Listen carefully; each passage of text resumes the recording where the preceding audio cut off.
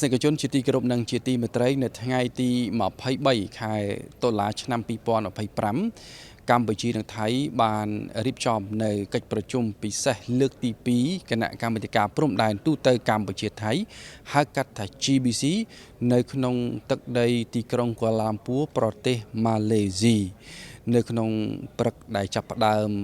តាំងពីម៉ោង 10:30 នាទីនៅក្នុងបញ្ជាការដ្ឋានយោធារបស់ម៉ាឡេស៊ីអាដាមនាយឧត្តមសេនីយ៍ទាសីហាឧបនាយករដ្ឋមន្ត្រីក្រសួងការពារជាតិ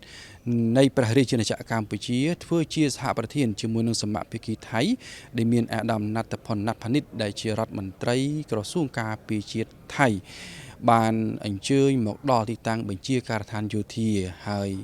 បន្ទាប់មកបាទសមាភិកីទាំងពីរដែលជាសហប្រធាននៃកិច្ចប្រជុំការពិសេសលើកទី2គណៈកម្មាធិការព្រំដែនទូតកម្ពុជាថៃក៏បានជួបជជែកនៅក្នុងកិច្ចប្រជុំចង្អៀតប្រកបដោយស្និទ្ធស្នាលរាក់ទាក់ដើម្បីដោះស្រាយបញ្ហាក៏ដូចជាស្វែងរកនៅចំណុចឯកភាពរួមជាយន្តការនៅក្នុងការផ្សះផ្សាក៏ដូចជាការស្វែងរកនៅចំណុចប្រសើរ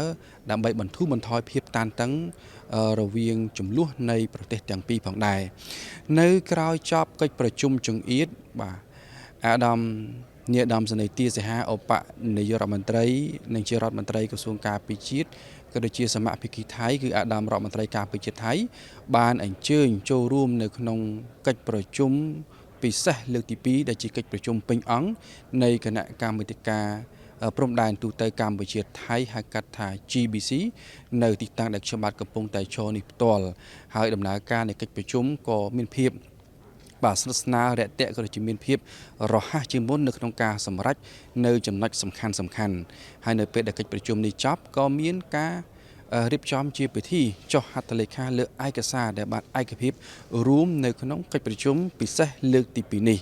ហើយក្រោយពីដែលចប់នៅកិច្ចប្រជុំនេះអាដាមនាយឧត្តមសេនីយ៍ទាសីហាឧបនាយករដ្ឋមន្ត្រីក្រសួងការពារជាតិនៃព្រះរាជាណាចក្រកម្ពុជាក៏បានថ្លែងនៅក្នុងសន្និសីទព័ត៌មានពីលទ្ធផលសំខាន់ដែលសម្រេចបានចេញពីការពិភាក្សាចរចាជាមួយនឹងសមាភិកីថៃនៅក្នុងកិច្ចប្រជុំពិសេសលើកទី2នេះបាទជាធម្មលោកស្រីអ្នកសារព័ត៌មានទាំងអស់ជាទីមេត្រីថ្ងៃនេះខ្ញុំមានកិត្តិយសយ៉ាងក្រៃលែងដើម្បីជម្រាបជូនបងប្អូនទាំងអស់គ្នាអំពីលទ្ធផលនៃកិច្ចប្រជុំពិសេសលើកទី2របស់គណៈកម្មការព្រំដែនទូត GBC រវាងព្រះរាជាណាចក្រកម្ពុជានិងព្រះរាជាណាចក្រថៃដែលមានខ្ញុំនិងអាយដាមនាយឧត្តមសេនីយ៍ណត្តផុនណាត់ផានិតរដ្ឋមន្ត្រីក្រសួងការពារជាតិនៃព្រះរាជាណាចក្រថៃជាសហប្រធាននឹងក្រុមការធ្វើជាសាក្សីនិងសង្កេតការដោយប្រធានក្រុមការងារអ្នកសង្កេតការអន្តរកាល IOT ប្រចាំប្រទេសកម្ពុជានិងថៃអនុព័ន្ធយោធាសហរដ្ឋអាមេរិកប្រចាំនៅកម្ពុជាម៉ាឡេស៊ីនិងថៃនិងតំណាងកងទ័ពម៉ាឡេស៊ីខ្ញុំសូមថ្លែងអំណរគុណយ៉ាងជ្រាលជ្រៅចំពោះភាគីមិត្តម៉ាឡេស៊ីដែលបានសម្របសម្រួលឲ្យមានកិច្ចប្រជុំដែលទទួលបាននូវលទ្ធផលជាផ្លែផ្កានៅថ្ងៃនេះយើងបានជួបប្រជុំគ្នានៅថ្ងៃនេះដើម្បីពិនិត្យតាមដានលទ្ធផលជាវិជ្ជមាននៃកិច្ចប្រជុំវិសាមញ្ញរបស់គណៈកម្មាធិការព្រំដែនទូត GBC នៅទីក្រុងកូឡាឡាំពួរនៅថ្ងៃទី7ខែសីហាឆ្នាំ2025និងកិច្ចប្រជុំពិសេសលើកទី1របស់គណៈកម្មាធិការព្រំដែនទូតនៅខេត្តកោះកុងនៅថ្ងៃទី10ខែកញ្ញាឆ្នាំ2025ដើម្បីសម្រេចបាននូវឯកសារសំខាន់ជាច្រើនដែលមានធាតុចូលសម្ដៅពង្រឹងកិច្ចសហប្រតិបត្តិការជាក់ស្ដែងនិងលើកកម្ពស់សន្តិភាពស្ថិរភាពរវាងប្រទេសទាំងពីរនិងវិលត្រឡប់យ៉ាងឆាប់រហ័សទៅរកប្រក្រតីភាពឡើងវិញចាប់ពីថ្ងៃទី20ខែតុលាឆ្នាំ2025រហូតមកដល់ថ្ងៃនេះក្រុមការងារលេខាធិការដ្ឋានរបស់យើងទាំងពីរបានជួបប្រជុំគ្នានៅក្នុងទីក្រុងកូឡាឡាំពួរក្រោមបរិយាកាសប្រកបដោយភាពស្និទ្ធស្នាល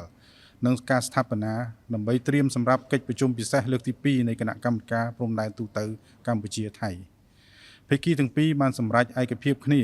លើយន្តការសំខាន់ចំនួនមួយចំនួនដើម្បីកាត់បន្ថយភាពតានតឹងផ្នែកយោធាតាមរយៈការកសាងបង្រៀងដំបូងនៃឯកសារផែនការសកម្មភាពការងារសម្រួលអាវុធធុនធ្ងន់ដែលមានសមត្ថភាពបំផ្លាញខ្លាំងនិងយុទ្ធពកឲ្យត្រឡប់ទៅមូលដ្ឋានដើមវិញដោយការអនុវត្តផែនការនេះ នឹងត្រូវធ្វើឡើងក្រោមការត្រួតពិនិត្យនិងផ្ទៀងផ្ទាត់ដោយក្រុមការងារដោយក្រុមអ្នកសង្កេតការអាស៊ាន AOT ឯកសារលក្ខខណ្ឌប្រតិបត្តិ TOR ក្នុងការបង្កើតក្រុមអ្នកសង្កេតការអាស៊ាននេះបានចុះហត្ថលេខារួចរាល់ដោយសហប្រធាន GBC នៅថ្ងៃនេះរួចហើយ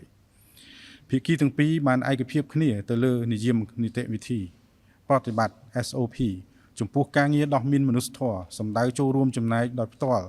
ដល់ការអភិវឌ្ឍសេដ្ឋកិច្ចសង្គមនិងការការពារដល់អាយុជីវិតរបស់ប្រជាពលរដ្ឋព្រមទាំងធានាបាននូវការរក្សាអធិបតេយ្យភាពនិងបូរណភាពទឹកដី